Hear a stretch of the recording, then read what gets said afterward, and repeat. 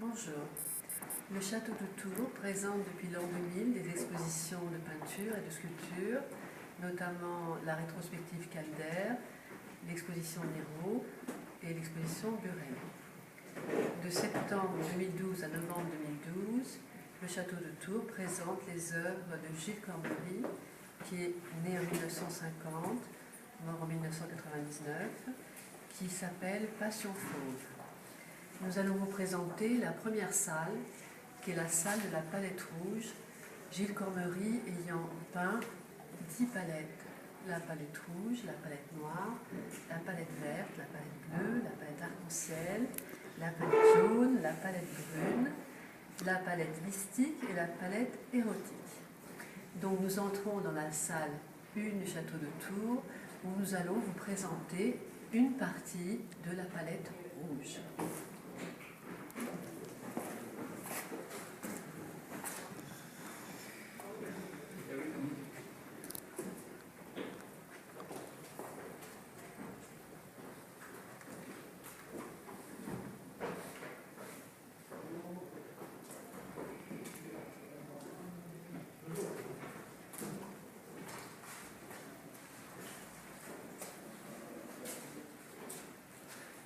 Alors, au début de cette salle, nous voyons une œuvre qui s'appelle Les Limbes, qui se trouve à la fin de la palette rouge, qui représente donc les limbes, au-delà de la mort, que l'artiste a peint.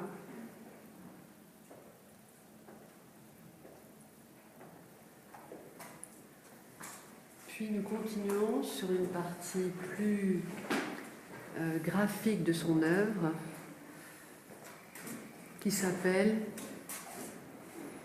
Eros offerte.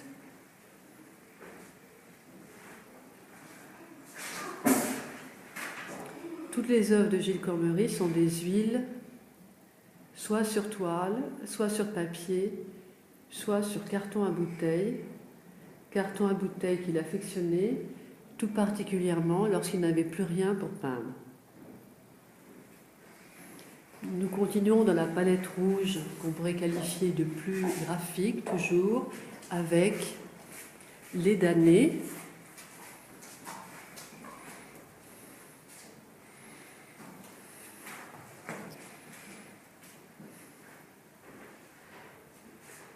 Eros offerte, tout comme les damnés, est une œuvre de 110 cm sur 75 cm. Sur sa droite, nous avons les feuilleuses,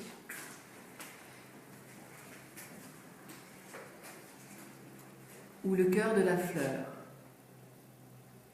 qui, comme dans la chanson, dit « Je t'aime un peu, beaucoup, à la folie ». Les feuilleuses effeuillent le cœur de la fleur. La fleur étant bien sûr la femme peinte, tout comme la fleur bleue qu'elle tient dans ses mains. Nous continuons à droite de l'effeuilleuse avec une œuvre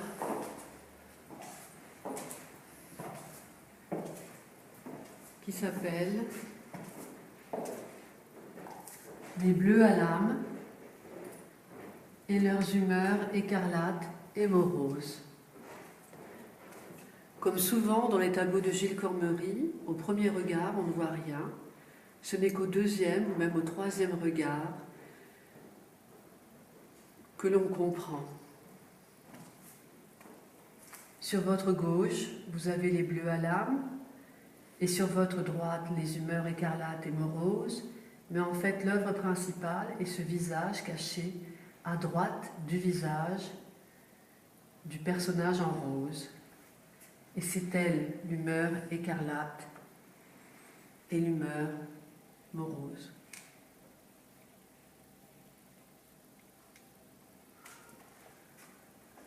Nous continuons dans l'esprit toujours de la palette rouge. Gilles Cormery, comme vous pouvez le constater, est ce que l'on appelle un peintre fauve. Il maîtrise la couleur et se joue d'elle.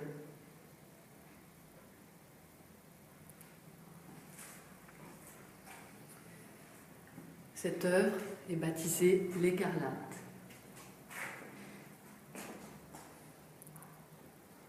Sur sa droite, nous continuons et nous avons les danseuses, rêveuses à la barre.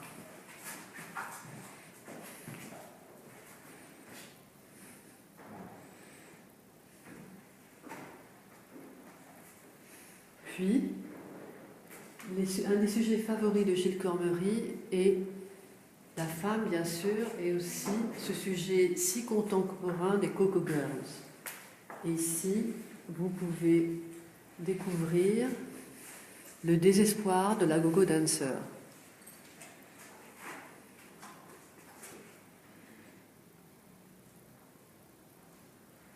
Et la salle rouge se termine dans l'esprit de la première œuvre que nous avons vue, les limbes, avec l'archange flamboyant qui termine le catalogue raisonné de sa palette rouge avec l'archange ou le séraphin, car il est dit que le séraphin plus près de Dieu brûle.